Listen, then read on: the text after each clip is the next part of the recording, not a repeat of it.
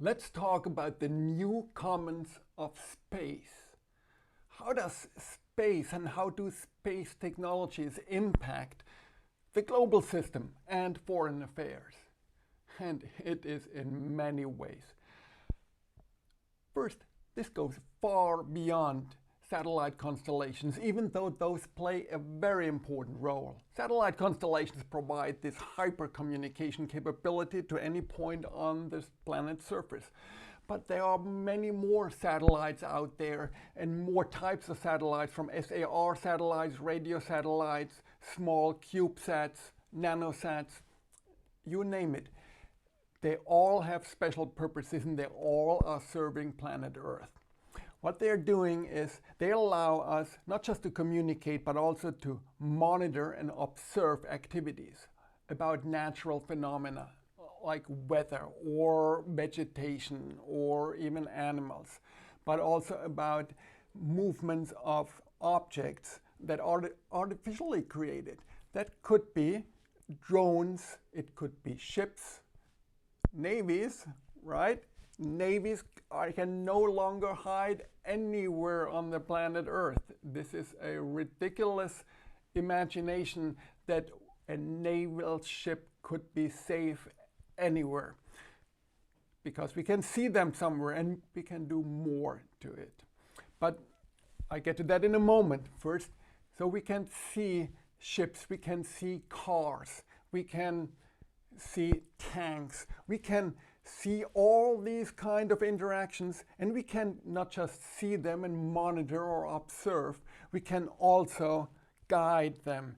We can control them from space because we have communication capabilities, and we can provide visual images of planet Earth in real time from any spot and make that commercially available to a very wide audience. And as a result, many people, many organizations, ever more can mesh together information, space-based information that gives them an outstanding view about the environment. You layer this on top of the Internet of Things and of your own communication capabilities and of the observing of digital activities, and you get a very, very detailed picture of everything that's going on the planet. Now, I call it the Great Leveling because this is available not just to the richest countries in the world and their intelligence agencies anymore, but to most of us. Launching a satellite costs about $200,000. That's off-the-shelf products assembled as a satellite, plus the launch costs, all of that included in this $200,000 or less. You can do that already today. You can also buy this information from various constellations and various satellite service offerings. Nowadays, you have all this available because there's spaceports all over the world.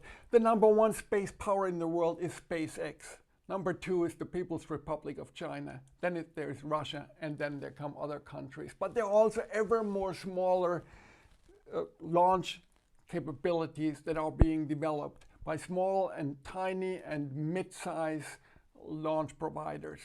And the options multiply.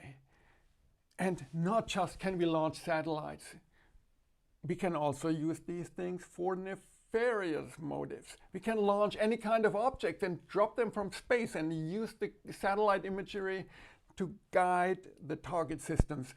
This is no longer the reserve of the greatest nation states on planet Earth, but lots of people can do that. So we get a leveling of capabilities on the positive side, mostly on enabling us to leverage the digitization of the world and the communication capabilities and having more information and connecting systems and just being more effective and developing new business models and success stories and serving humanity in the process. But we get this for everybody, or near everybody, and it's spreading more and more, and it is borderless by its very nature. This means we need to think outside the planet. We need to think what does this do to us on planet Earth, but also where is the next step? Where does it go from here? Are we doing the same thing on the moon? Are we doing the same thing on Mars? How are we going to deal with asteroids? All of this will start developing an infrastructure of Earth that will actually start to become independent of our planet. And it may serve our planet, but there may be independent communities emerging out of this. These are just some of the points that must be considered when we think about space technologies, how they're impacting the global system and foreign affairs. If you are interested more into this topic, please check out foreignaffairsforum.org and Tectonic Essentials for Foreign Affairs, a course I put together in which I focus on some of these aspects a little more in detail. Also subscribe, please, and I hope to see you in a different video. Thank you.